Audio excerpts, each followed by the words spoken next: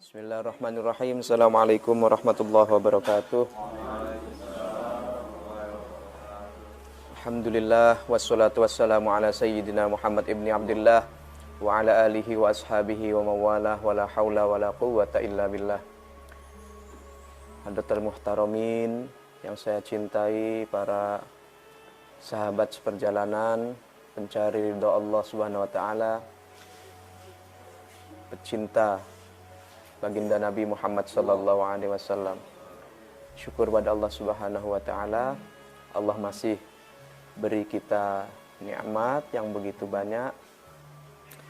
Mudah-mudahan Allah senantiasa memberi kita, menggolongkan kita menjadi orang-orang yang ahli bersyukur, yaitu orang-orang yang melihat jutaan cahaya dalam terowongan, yaitu orang-orang yang tidak melihat apa yang tidak ada pada dirinya, tapi penuh bersyukur melihat apa yang sedang Allah berikan pada dirinya. Inilah pribadi orang-orang yang hidupnya akan ceria dan bahagia, sehingga rasa sedih, gundah gulana, merasa tidak bermakna, itu semua Allah tepis dari diri kita. Karena itu para jamaah semua, pernah saya sting ya, bahwa salah satu doa pembentuk karakter yang berasal dari Kanjeng Nabi Muhammad SAW itu adalah Allahumma inni a'udzubika minal hammi wal hazani. Ya Allah, aku berlindung padamu dari kegundahan dan rasa sedih. Maksud dari doa adalah kita berserah, minta sama Allah dilindungi dari perbuatan, dari hal tersebut, adalah karena hal tersebut itu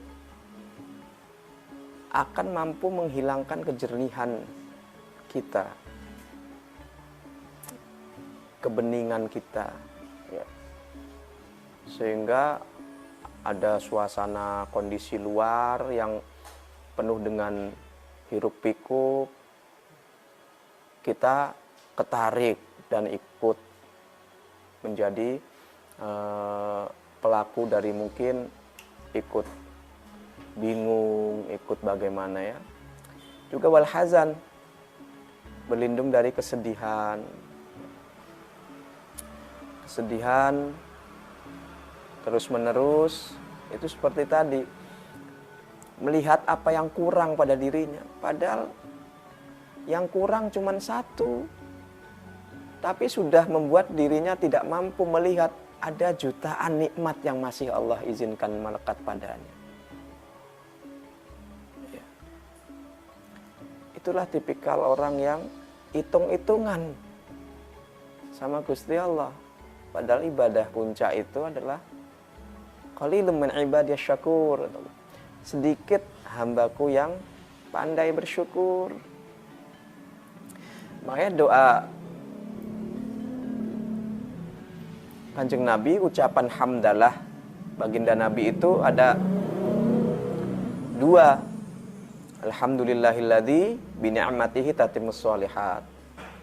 Itu ketika kita merasa enak, merasa bisa ibadah baik, merasa dalam kelapangan, merasa tengah dalam albast, bahasa tasawufnya, dalam kelapangan, itu doa alhamdulillahnya begitu. Segala puji bagi Allah yang dengannya kenikmatan ini, keadaan ini akan Allah sempurnakan. Ini rasa syukur atas keadaan yang tengah baik kita alami, diberikan oleh Allah. Sehingga dengan ucapan alhamdulillah semacam ini, kita itu tidak takabur, tidak lupa diri, sehingga nikmat ini Allah izinkan sampai ujungnya. Karena apa? Karena tetap terjaga kejernihannya. Adapun ketika tengah dalam kesempitan, al-qabat, tengah dalam kesusahan, kegalauan, Nabi Muhammad tetap ngajarin alhamdulillah juga. Alhamdulillah ala kulli hal. Segala puji bagi Allah atas setiap keadaan. Di sini dia itu seorang mukmin nggak buruk sangka sama Allah, sehingga dia nggak sedih, dia nggak buruk sangka. Dia ridho, bahkan bukan sebatas ridho. Dia cinta atas pemberian Allah, atas ujian itu, atas kesusahan itu, menerimanya penuh dengan berbinar-binar, sebagaimana menerima kenikmatan tadi. Nah, alhamdulillah ala kulli hal, segala puji bagi Allah atas setiap keadaan, itu justru memancing kesusahan itu cepat selesai. Justru mendorong dirinya bisa keluar dari masalah yang tengah membelitnya. Karena apa? Karena dia menghadapi masalah, ujian dengan hati yang diam, dengan hati yang tidak ada suudzon pada Allah, tidak ada kesedihan. Kesedihan itu menutup banyak gerak yang harusnya bebas, jadi tersendat, terhambat, tertutup. Harusnya sudah berkarya 5-6 langkah, jadi tertunda 2 hari, tertunda seminggu, tertunda sebulan. Karena itu baginda Nabi mengajari kita doa pembentuk karakter itu semacam itu. Jadi doa ini jangan cuma dibaca tapi nggak tahu maknanya. Kita selami maknanya. Jangan gundah maksudnya. Jangan sedih. Allahumma inni a'udzubika minal hammi wal hazan, minal ajzi wal kasal. Aku berlindung padamu ya Allah dari lemah dan malas. Maksud lain, jangan lemah, jangan malas. Wa min ghalabatid daini wa qahrir rijal. Wa minal jubn, juga dari pengecut. Takut dengan bayang-bayangnya sendiri. Tidak berani melangkah melewati rintangan dan hambatan yang ada. Luar biasa sekali ajaran agama Islam. Masya Allah. Jadi ketika membaca doa itu harus menjadi kekuatan kita untuk tidak begitu. Tandanya doa itu diijabah oleh Allah. Kita memahami dan kita berusaha merubah karakter kita sesuai dengan isi doa tersebut. Itulah rahmat dan hidayah dari Allah. Sehingga kita tidak seperti itu. Tidak mudah gundah, tidak mudah sedih, tidak malas, tidak pengecut, tidak minderan. Amin kalau batik dan qahrir rijal, tidak terlilit hutang, dan juga tidak berada di bawah intimidasi orang.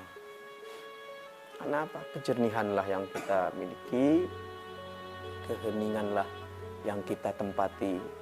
Nah itu para hadirin jamaah mujahadah sholat umi pecinta Nabi Muhammad SAW, tanda cinta kita kepada baginda Nabi bukan sebatas rindu mencekam yang menitikkan air mata kita, itu juga sudah. Tapi jauh lebih dari itu adalah mari kita,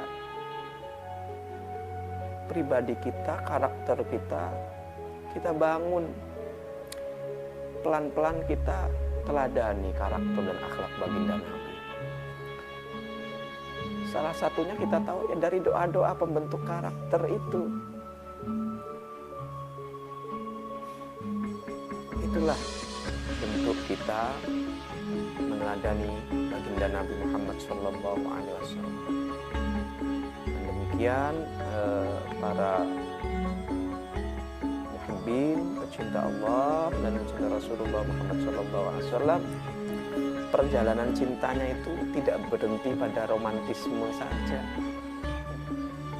Pandai memuji, membuat puisi, berbuih-buih, berlembar-lembar, tapi tidak lahir dari perilaku kesehariannya. Indahnya agama Islam, indahnya akhlak dan karakter baginda Nabi Muhammad tidak terpantulkan dari caranya menata hasil-hasil pemikiran dan ide-ide gagasannya, ucapan-ucapannya pada orang lain, langkah kakinya, keberpihakannya dalam hidup, tangannya, semuanya itu harusnya kita meneladani baginda Nabi. Kita totalitas mencintai baginda Nabi, puncaknya adalah totalitas diri kita bersama baginda Nabi, berdiri bersama di belakang baginda Nabi, di barisan baginda Nabi. Baginda Nabi sangat peduli dengan fakir miskin, berdiri di sana. Sangat peduli kepada anak yatim, berdiri di sana. Tidak egois, berdiri di sana. Tidak mentang-mentang jabatan, pangkat, berdiri di sana. Karena itu bukan hal yang mudah memang menjadi dicintai Nabi Muhammad. Kalau klaim cinta Nabi Muhammad itu klaim saja. Derajat yang lebih berat adalah menjadi kekasih Nabi. Kalau Nabi sebagai kekasih kita, ya kita pengennya begitu. Kalau kita ngaku cinta Nabi mudah, tapi yang berat itu dicintai Nabi. Berat, jauh lebih berat. Karena itu kita berusaha tumbuhkan rasa cinta kita, rasa rindu kita kepada baginda Nabi, tampakkan lewat lisan, sholawat, di batin, kemudian tampakkan perilaku kita, akhlak kita sebagaimana diteladankan oleh baginda Nabi besar Muhammad SAW.